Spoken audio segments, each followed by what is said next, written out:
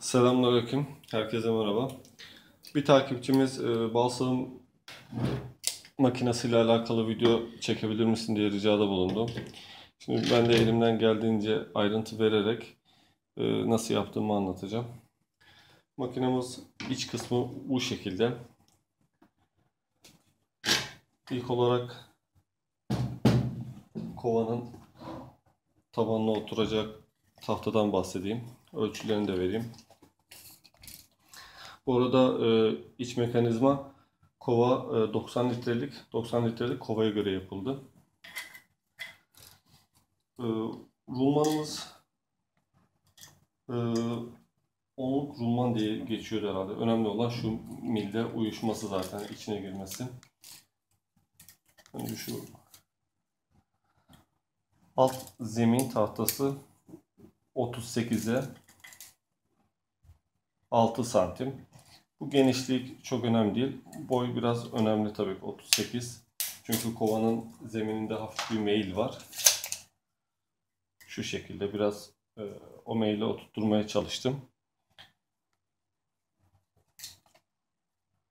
Bunu daha da yüksek yapabilirsiniz. Hani balsamın miktarına göre. Ben kovamın altına musluk yerleştirmediğim için çok aşırıda fazla bir balım olmadığı için bu seviyeye geldim mi kovanın dibinde zaten 3-5 santimlik bir seviye oluyor. Bu da tam kovanın ortasında sabit. Alt tarafı sabitliyor. Bu dönmüyor. İçerisinde rulman olduğu için. Bu dönmüyor. İçerisinde rulman döndüğü için.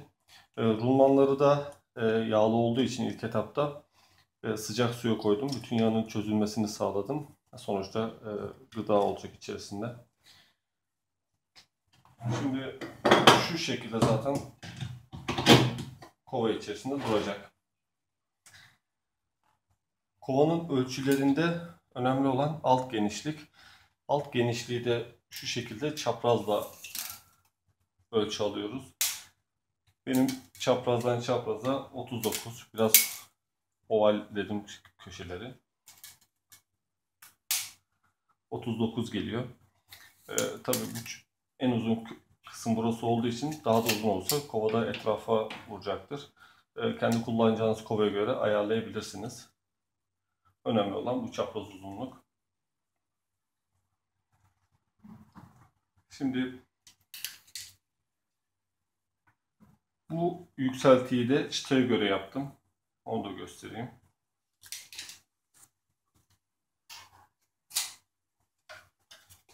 Bu standart bir çıtamız.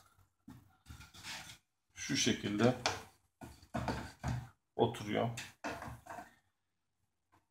Şurada çıta şu alt tabana oturacak şekilde ayarladım. Hani şu kenarlıklara vesaire oturmuyor. Çıtayı da geriye gitmesi için şuralardan ayrıyetten farklı bir çıtayla sabitledim ki kolaylık olsun. Şu şekilde döndüğünde merkez kaç kuvvetiyle kovanın iç yüzüne yapışacak şekilde ballar fırlıyor.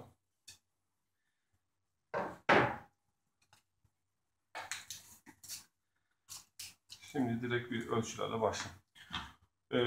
Hani çıta ölçüleri aslında genişlikleri çok fazla önemli değil. Tabii çok geniş olursa çok kaba durur. Ben üst çerçevenin çıtalarını 2'ye 2 yaptım. Bu çıta kalınlıkları. Asıl önemli olan boyları. Yan taraflar 25 santim. Yani 25,5 santim. Asıl çıtaların koyulacağı alan, ben şöyle içe gelecek şekilde ayarladım onları. Hani siz burayı uzun yaparsanız ona göre ölçü almanız lazım tabii ki. Ama yan taraf 25,5. Çıtaların, yani bal çıkacak tarafa gelen çıtada 25,5. 25,5'a 25,5.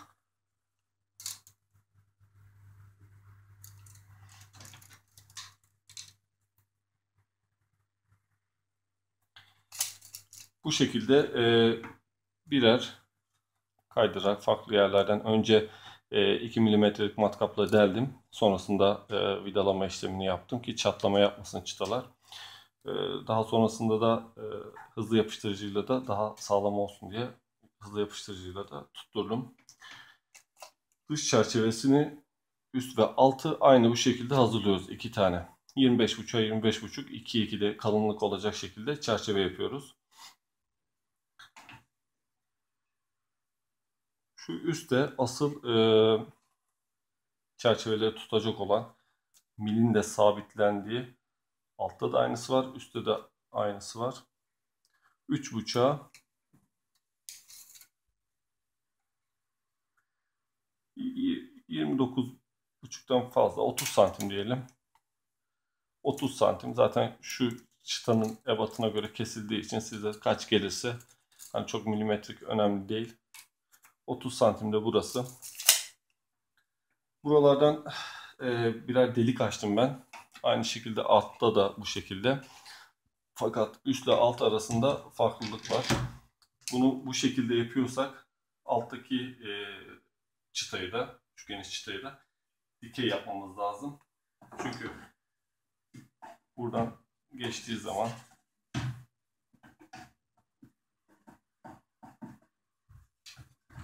çıtamız bu kaydaya oturuyor. Yani şuna oturuyor.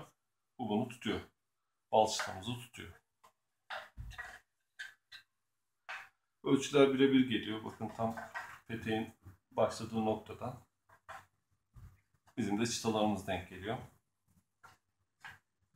Hazır kaldırmışken şuradan bahsedeyim. Şurası karşıya geçmeyecek şekilde ayarladım. Geçmiyor. Onu da şurada civatayla ayarladım. Bu civataların içlerinde şimdi tam ismi aklıma gelmiyor ama plastik bir yapısı var. Plastik bir yapı var bu civataların içerisinde. O yüzden hani elle de zor dönüyor. Çok zorlamanız lazım. Ancak anahtarla kolay bir şekilde çeviriyorsunuz. Bunları bu şekilde sabitlediğim için hani hareket esnasında herhangi bir dönme de yapmıyor. Çıtalarımı da altlı üstlü pullarla sabitledim, sıkıştırdım.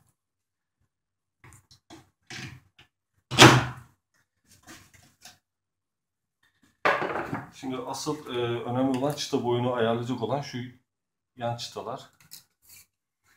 Bunlar zaten bu çerçeve, üst çerçeve, altlı üst çerçeveyi yaptık ölçülere göre. Çıtamıza boy ölçüsü verecek. 41,3 hani 41 santimde olur. 41,5 da 41,5 santimde olur. 41 veya 41,5 santime kesebilirsiniz. Ve bu çıtaları ben 1,5'a 1,5 yapmışım. Hani elimde bu şekilde ayarlamışım. 2'ye 2 de olabilir. Size kalmış bir şey. Önemli olan ölçüsü. 41,5'a pardon 41,5 veya 41'e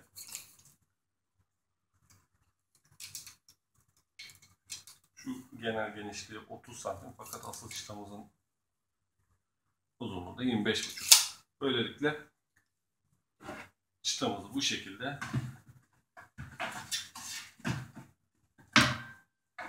döndüğünde herhangi bir yere bal gelmeyecek şekilde ayarlamış oluyoruz. Süzme yaptığınızda tam ayarladığımız için sadece buralarda hani bal bulaşmış oluyor. Çıtalara dahi gelmiyor neredeyse.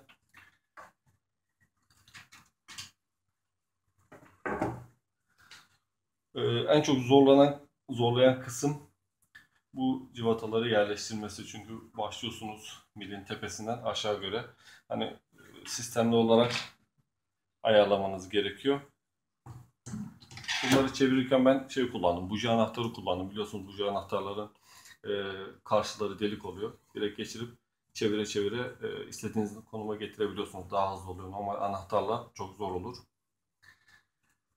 Bu çıtaları zaten destek çıtalarımız. Bunların hani çok fazla bir özelliği yok. Sadece çıtalar, bal çıtaları geri gelmesin diye.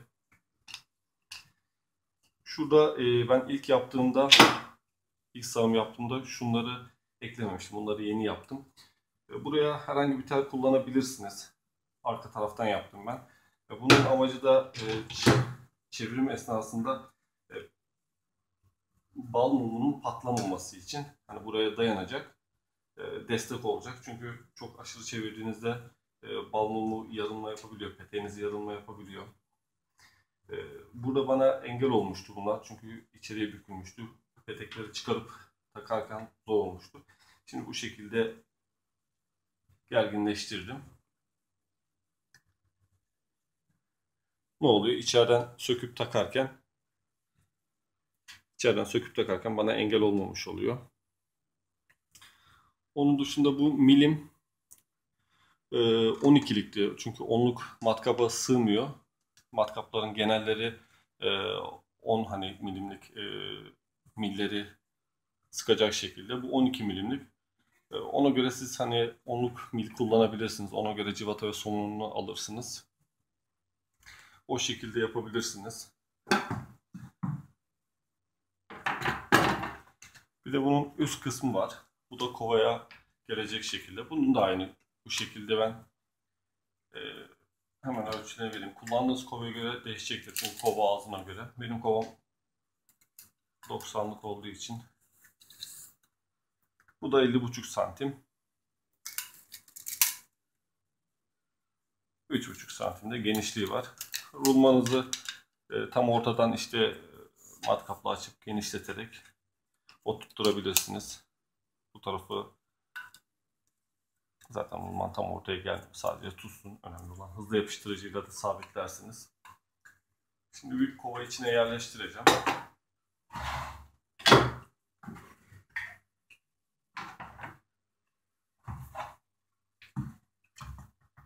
Şöyle kovanın tam ortasına gelecek şekilde oturuyor zaten. Herhangi bir dönme yapmıyor köşeleri olduğu için.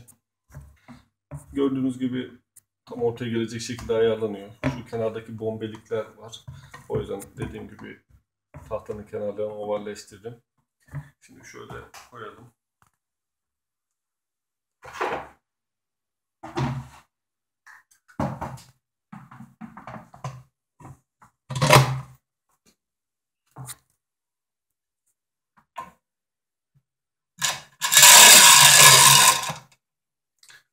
Şuradan da şimdi elde çeviremeyeceğim. Şuradan da sabitliyorum zaten. Merkezini alarak. Gördüğünüz gibi. Şuradan matkabı bağlayıp hızlı bir şekilde döndürebiliyorsunuz.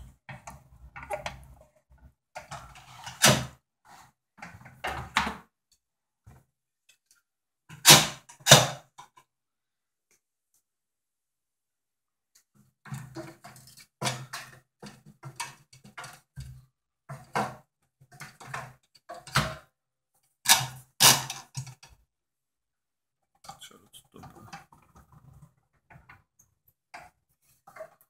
Dediğim gibi burada önemli olan üst taraf değil de alt tarafın genişliği. Kovanın genişliği. Çünkü şuradan çaprazdan çapraza eğer boyutunu ayarlayamazsanız alt tarafın kovaya sürtecektir. Merkezlediğinizde herhangi bir sorun olmuyor. Hani ölçüleri videoyu izlerken not almanızda fayda var. Sonuçta yapılmış ve tecrübe edilmiş bir şey. Hani ilk sıfırdan yaparken zor oluyor. Hani çıta ölçüsünü alıyorsunuz. Uyar mı, uymaz mı? Elinizde de fazla malzeme olmamış oluyor. Hani ziyan etmemeye çalışıyorsunuz. Bu sebeple hazır ölçüleri verilmiş şekilde yaparsanız, ama dediğim gibi 90 litrelik kova bu. Eğer 60 litre kullanacaksanız tabii daha küçük olacaktır. Ona göre rahat bir şekilde bal sağımınızı yapabilirsiniz. Eğer 12'lik mil kullanırsanız dediğim gibi her matkap uymuyor. Bende büyük matkap var.